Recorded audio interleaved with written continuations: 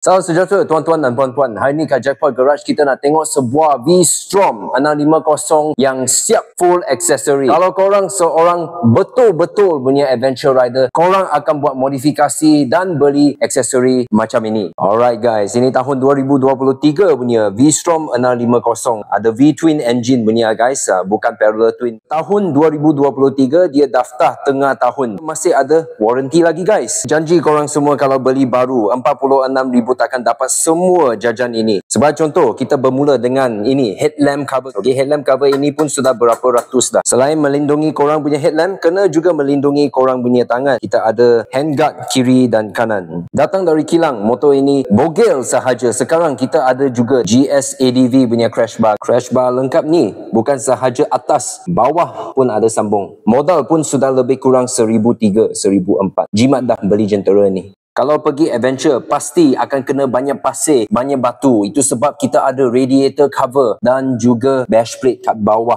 Spotlight kiri dan kanan. Ini kalau jalan malam memang sangat berguna. Pergi riding musim panas, confirm akan dahaga. Itu sebab kita ada satu bottle holder ini. Tank pack GV ini pun sudah berapa ratus ringgit dah modal.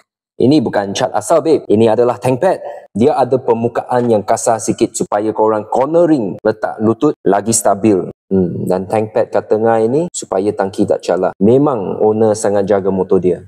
Seat masih lembut, licin lagi. Nampak tak ada calar? Langsung tak ada. Banyak sudah ditambah atas motor ini. Tetapi exhaust masih standard lagi. Bagus guys. Ini tak akan menimbulkan masalah dengan pihak polis. Bunyi enjin pun sangat sedap.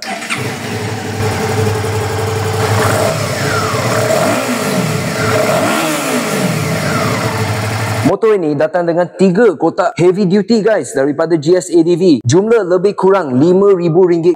Tengok, nak cabut keluar pun tak boleh guys. Sangat solid, sangat kukuh. You punya penumpang sudah terbang daripada you punya motor. Kotak ini pun masih atas motor. Kalau tak ada double stand, mana dapat cuci rantai? Motor ni ada itik, kaki itik. Phone mount sudah ada. Dan benda ni, apa fungsinya? Bobins pun ada. Ni Battle Axe Adventure ni mahal tau guys. Masih tebal lagi guys, tebal lagi. Rantai masih elok lagi. Nampak tak? Tengok sprocket. Tak tajam langsung. Ni selain daripada habuk, apa kesan minyak pun tak ada.